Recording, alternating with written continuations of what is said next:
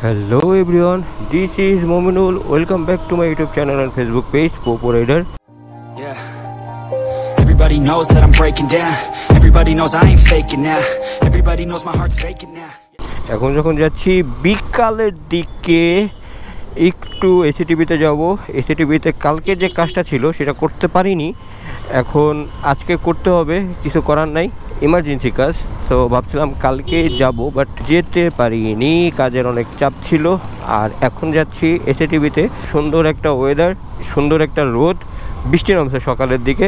তো সেই বৃষ্টির যেই আবহাওয়াটা এদিকে আছে, এবং বৃষ্টির যেই ওয়েদারটা, সেই ওয়েদারটা ঠান্ডা ভাবটাও আছে। কালকেও বলছি, আজকেও বলতেছি, একটু ঠান্ডা ঠান্ডা ভাব পড়তেছে, কিংবা একটু ঠান্ডা ঠান্ডা লাগতেছে আমার কাছে। সবার কাছে কি লাগতেছে সেটা আমাকে জানাবেন। বাইকে গাড়ি ধুইছে দেখি, বুঝলাম না গাড়ির উপরে পানি আসলো কইতে। যাই হোক, আমি আফতাবনগর থেকে বের হয়ে হাতির ঝিল দিয়ে দেন পুলিশ প্লাজার পাশ দিয়ে বের হয়ে যাব এসএটিভিতে। সো এসএটিভির যে রোডটা, ওই রোডটা আমার আগেও চেনা, আমি আগে পরে এসএটিভিতে অনেকবার গেছি, এখন আবার যাচ্ছি। তো এই কারণে আর কি গুগল ম্যাপের সহায়তা নেই আমার। আপনারা জানেন ঢাকা শহরের যে রোড ঘাট, সেটা চিনতে আমার একটু গুগল ম্যাপের সহযোগিতা নেওয়া লাগে। সো এই কারণে এবার গুগল ম্যাপের সহযোগিতা নেই, কারণ আমি চিনি আমার কোন দিক দিয়ে যেতে হবে। কালকে যে ভেজাটা ভিজছে রে ভাই, মাথা নষ্ট ভেজা একটা ভিজছে। সেই ভেজার পর থেকেই বাইকটা খুবই একটা নোংরা অবস্থা হয়ে আছে এবং নোংরা হয়ে আছে। সো ব্যাপার না, ওটা একটা ওয়াশ দিয়ে দিতে হবে, বৃষ্টি টিষ্টি কমলে একটা ওয়াশ দিয়ে দিব। এবং এবার বাইকের যেই ফিল্টারটা আছে, এয়ার ফিল্টার, সেই এয়ার ফিল্টারটা চেঞ্জ করতে হবে। বহুত দিন হয়ে গেছে এয়ার ফিল্টারটা চেঞ্জ করি না, একটু চেক করে চেঞ্জ করে ফেলতে হবে। আপনার বাইকের পারফরমেন্স যদি বেস্ট চান, তাহলে air filter, Mobil filter, oil filter, এগুলো সবসময় টিপটাপ রাখতে হবে, কিংবা রাখার চেষ্টা করবেন। এগুলোর যদি টিপটাপ থাকে তাহলে আপনি বাইক থেকে সুন্দর একটা পারফরমেন্স পাবেন, আদারওয়াইজ নাও পেতে পারেন। তো আমি যাচ্ছি, আবার আসবো, অফিসেই আসবো, আফতাবনগরেই আবার ফিরতে হবে আফতাবনগরেই। সো যাওয়ার এবং আসার ভিডিও দুইটাই দেখবেন। এখন যখন আসছি আফতাবনগর গেটে, এক্সিট গেটে অনেক ভিড়ভেট্টা আছে রাস্তাতে। আমি যাব হচ্ছে গিয়ে রামপুরা ব্রিজের উপর দিয়ে হাতের বায়ে ঢুকে যাব টিভি সেন্টারের সামনে দিয়ে, যেটা কিনা হাতির ঝিলের প্রবেশদ্বার। এখন যখন যাচ্ছি টিভি সেন্টারের পাশ দিয়ে, মানে বিটিভির পাশ দিয়ে যেই ওভারব্রিজটা আছে, সেই ওভারব্রিজটা দিয়ে যাচ্ছি। আর সূর্যি মামা প্রায় বিকালের যে হাতছানি, সেই হাতছানিটা দিচ্ছে, একটু প্রখর।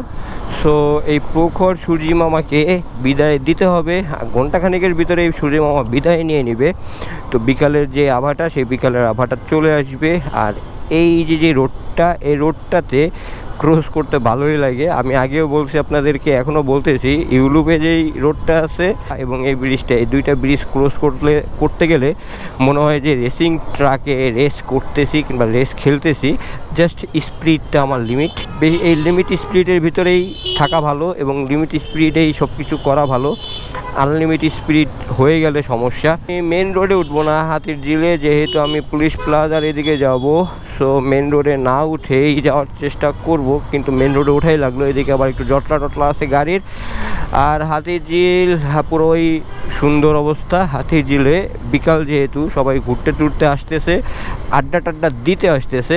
একদিন হাতির ঝিলে এরকম আড্ডা দিতে আমারও হবে। হ্যাঁ আছে, কাটা আছে। আমি তো ভাবছিলাম যে কাটা আমার নাই, আমি তো ভয় পেয়ে গেছিলাম আর কি। যদি কাটা না থাকে তাহলে আবার উল্টা যেতে হবে। এই উল্টা টুল্টা যেতে ভাই আমি রাজি না, কিংবা আমার ভালো লাগে না উল্টা টুল্টা যেতে। গাড়ি উল্টা চালাইতে কারই বা ভালো লাগে বলেন? কাগজপত্র করা গাড়ি যদি উল্টা চালায়, একটা টাস করে কট খাওয়া যায়, তাহলে একটা সমস্যা। সেই কটটা না যাতে খাই, এই কারণে আর কি আমি উল্টা পুল্টা যাই না, কিংবা উল্টা পুল্টা চালাইও না। আর এই টেসলা মামারা যেদিক দিয়ে পারে সেদিক দিয়ে উল্টা যায়। এর ভিতরে একটা মজার কাহিনী হয়েছে, যে টেসলা ফ্লাইওভারের উপরে, তো যাত্রীদেরকে জিজ্ঞেস করলাম যে ভাই আপনার অনুভূতি কীরকম, ফ্লাইওভারের উপর দিয়ে টেসলা করে যাচ্ছেন। তো যাত্রী অনুভূতি বললো যে ভালো, কিন্তু এই যে কমন সেন্সটা, যে একটা ওভারব্রিজের উপরে রিক্সা নিয়ে উঠে যাওয়া, এই কমন সেন্সটা কয়জনেরই আছে? রিক্সাওয়ালাদের দেখা গেছে, রিক্সাওয়ালাদের কথা বাদ দিলাম, যে রিক্সাওয়ালারা হয়তো বা রিক্সা চালায়, ওদের কথা বাদ দিলাম যে ওরা রিক্সা চালায়, ওদের হয়তো বা কমন সেন্সের অভাব আছে। বাট আপনি আমি যে উঠে যাচ্ছি ওভারব্রিজের উপর দিয়ে, আমাদের তো একটা কমন সেন্স কিংবা দায়িত্ববোধ থাকার কথা। আমাদের নিজেদের জায়গা থেকে একটা দায়িত্ববোধ কিংবা একটা সচেতনতা, এই সচেতনতা যে কমতি, সেই কমতিটা ভাইয়া একেবারে সুন্দরভাবে বুঝিয়ে দিছে যে ভাই আমি সচেতন না, আমার ইচ্ছা করছে আমি যাচ্ছি। পুলিশ প্লাজায় যদি আমার যেতে হয় তাহলে আমার হচ্ছে গিয়ে হাতিরঝিল থেকে এক্সিট নিয়ে নিতে হবে, এই থেকে এক্সিট নিয়ে হাতের বাঁ দিয়ে বেরোয় যেতে হবে পুলিশ প্লাজা থেকে এক রোড সোজা। এখন যখন আসছি হচ্ছে গিয়ে নিকেতনের গেটের সামনে দিয়ে বের হয়ে যাচ্ছি, ওই যে সামনে পুলিশ প্লাজা দেখা যাচ্ছে, আমি পুলিশ প্লাজা থেকে হাতের বাঁয়ে টার্ন নিয়ে নেব। দেন হাতের বাঁয়ে টার্ন নিয়ে নিলেই গুলশানের রোড পেয়ে যাব। আর গুলশানের যে রোডটা, ওই রোডটা মেবি এখন ফ্রি পাওয়ার কথা, কারণ বিকাল টাইম সবাই যার জায়গায় সেট হয়ে গেছে, মানে যার যে কাজ সেই কাজে ব্যস্ত হয়ে গেছে। রোডের উপরে সেরকম চাপ নাও থাকতে পারে, আবার থাকতেও পারে, বলা যাচ্ছে না। এই যে বাই ইন্ডিকেটর দিয়ে দিয়েছি, আর আমি বেরোনোর সময় এই দিক দিয়ে বেরোয় যাবো, এ পাশ দিয়েই আসবো। কাজটা মেবি অল্প সময়তেই শেষ হয়ে যাবে, বেশি সময় নেবে না। সো এভাবে না রে ভাই, জ্যাম আছে গুলশানের রোডে, প্রচুর জ্যাম আছে। এই যে দেখতেছেন রাস্তার অবস্থা, এখন যখন দেখতেছেন গুটি গুটি পায়ে এগোচ্ছি, এরকমভাবে পুরোটা রাস্তায় গুটি গুটি পায়ে আগাইছি, কারণ রাস্তায় প্রচুর জ্যাম ছিল। যখন থেকে ক্যামেরা অফ করছি তখন থেকেই এরকমভাবে গুটি গুটি পায়ে স্লো মোশনে যাচ্ছি।